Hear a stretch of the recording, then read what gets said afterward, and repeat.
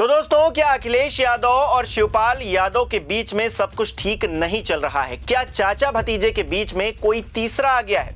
इस तरह के तमाम सवाल इन दिनों सियासी गलियारों में खूब गूंज रहे हैं, लेकिन सवाल बेवजह नहीं है।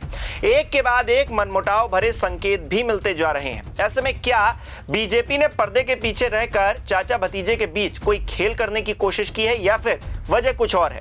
क्या सचमुच अखिलेश यादव और शिवपाल यादव के बीच में दूरी बढ़ने लगी है? करेंगे बात विस्तार से। नमस्कार, मेरा नाम हिमांशु मिश्रा है, आप देख रहे हैं 4PM न्यूज नेटवर्क।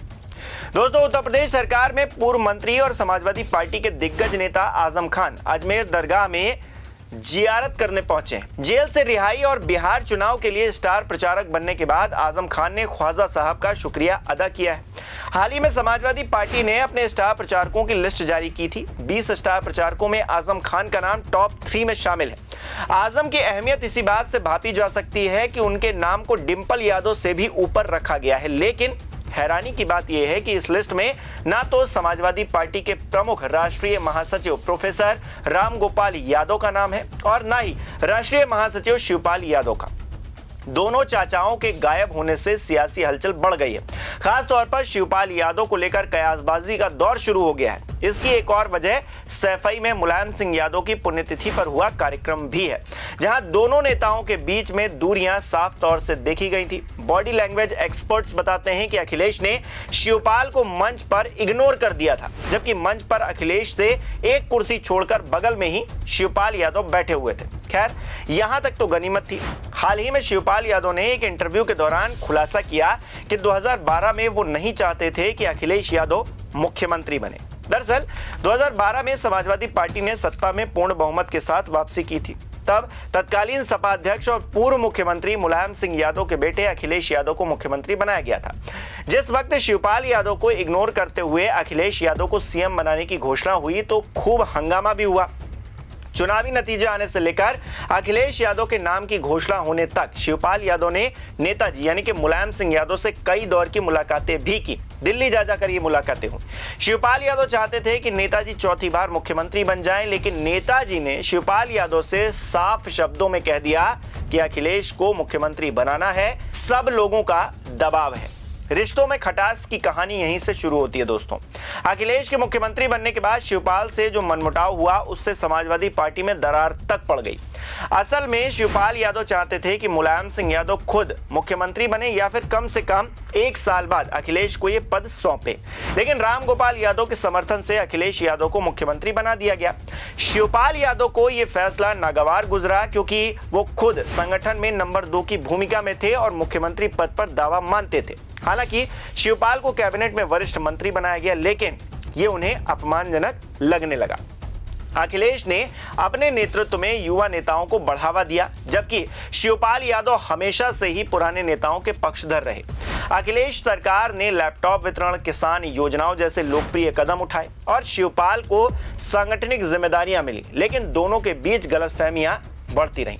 इसका नतीजा 2015 में यह हुआ कि शिवपाल ने बाहुबली नेता मुख्तार अंसारी की पार्टी कौमी एकता दल के साथ विलय उसका सपा में करवाने की कोशिश की, लेकिन अखिलेश ने इसे रद्द करवा दिया और शिवपाल के करीबी कैबिनेट मंत्री बलराम यादव को बर्खास्त कर दिया गया। शिवपाल ने इसका विरोध किया, लेकिन मामला तब शांत करवा दिया गया।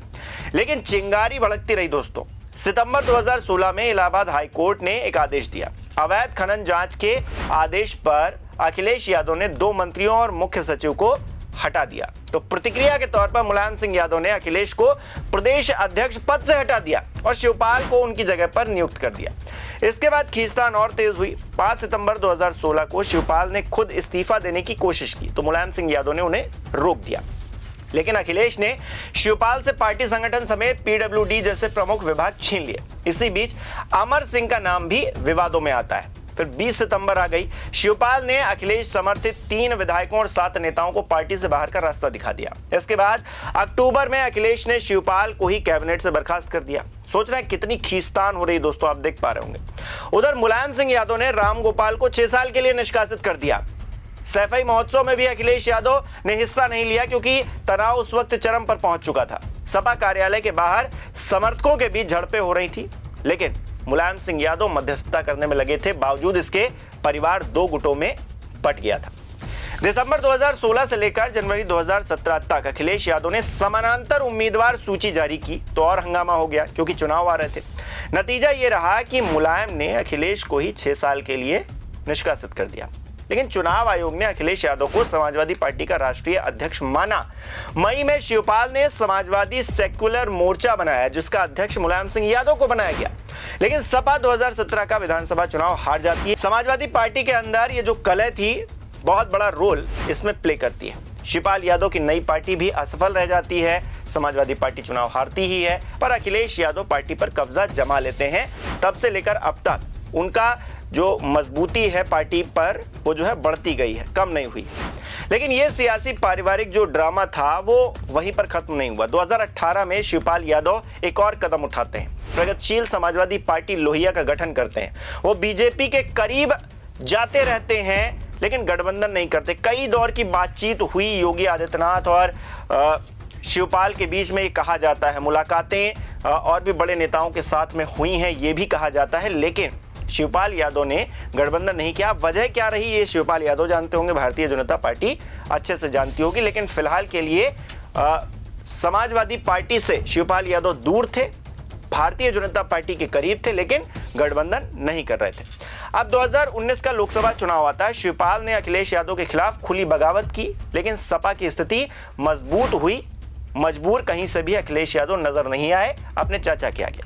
2021 में शिवपाल ने अखिलेश समर्थकों को निष्कासित करने की कोशिश की, लेकिन उसमें भी वो सफल नहीं हुए। इसके बाद रिश्ते सुधार की तरफ बढ़ने लगे। शायद शिवपाल यादव को भी नजर आ रहा था कि अकेले तो कुछ हम कर नहीं पा रहे हैं, पार्टी में जब थे और बगावत कर रहे थे, आंखें दिखा रहे थे, लाल आंख दिखा रहे थे, तो भी कुछ हो नहीं रहा था। तो ऐसे में अखिलेश यादव के नेतृत्व में ही खुद जो है पार्टी में बने रहे, तभी स्थिति मजबूत होगी। शायद उनके मन में ये बात रही होगी। 2022 में जब विधानसभा चुनाव होने वाला था, उससे पहले अखिलेश यादव ने शिवपाल यादव को जसवंत नगर सीट से टिकट देकर, ये जो कयासबाजी थी कि शिवपाल यादव भारतीय जनता पार्टी में चले जाएंगे, वो समाजवादी पार्टी को नुकसान पहुंचाएंगे, सारे कयास धरे के धरे रह गए। हर कोई हैरान था ये स्थिति देखकर कि जसवंत नगर सीट से समाजवादी पार्टी के टिकट पर शिवपाल यादव चुनाव लड़ रहे हैं। चाचा चुनाव जीत भी गए।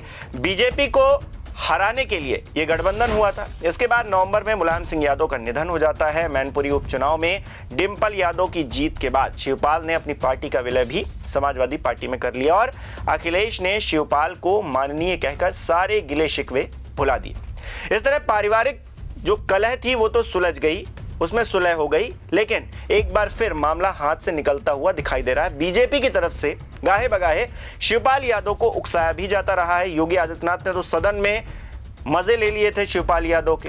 आप बात तो आजादी की करते हैं, लेकिन काम गुलामी जैसा करते हैं। बर्किंघम की बुकी को बुला करके और फिर नेताजी जैसे भोले भाले व्यक्ति को भी बदनाम करने का काम कर दिया आप लोगों ने। शिवपाल उनकी विरासत के अंतिम उत्तराधिकारी थे, लेकिन बेचारा भी अब एकदम गच्चों कच्चा खा जाए, चाचा भी गच्चा खा गया। फिलहाल सियासी गलियारों में शिवपाल यादव और अखिलेश यादव के रिश्तों को लेकर फिर से बात होने लगी है। दोनों नेताओं के बीच क्या सचमुच सब कुछ ठीक नहीं है, या फिर ऐसे दिखाने, बताने, जतलाने की कोशिश की जा रही है? क्या इसमें आजम खान की भी कोई भूमिका है, या फिर कोई और है जो आग लगा रहा है, या फिर आग लगी भी है या फिर नहीं लगी है, धुआं दिख भी रहा है या नहीं दिख रहा है? क्योंकि सियासी तौर पर बहुत सारी कयासबाजी होती रहती है। जिस तरह से रिश्ते रहे हैं अखिलेश यादव और शिवपाल यादव के बीच में, मनमुटाव की खबरें अगर आ भी रही हैं तो कोई बहुत बड़ी बात नहीं है। और शिवपाल यादव हो या फिर अखिलेश यादव हो, रिश्तों को अच्छा कर चुके हैं, उन्होंने बैठकर बातचीत की है। और अगर रिश्ते खराब भी हैं तो आने वाले समय में क्या उनके सुधार की संभावना आप देख पाते हैं? सियासी तौर पर देखें तो चुनाव नजदीक आ रहे हैं, ऐसे में आंतरिक कलह नुकसान पहुंचा सकती है। अखिलेश यादव बिल्कुल नहीं चाहेंगे कि 2017 वाला हाल 2027 में भी हो।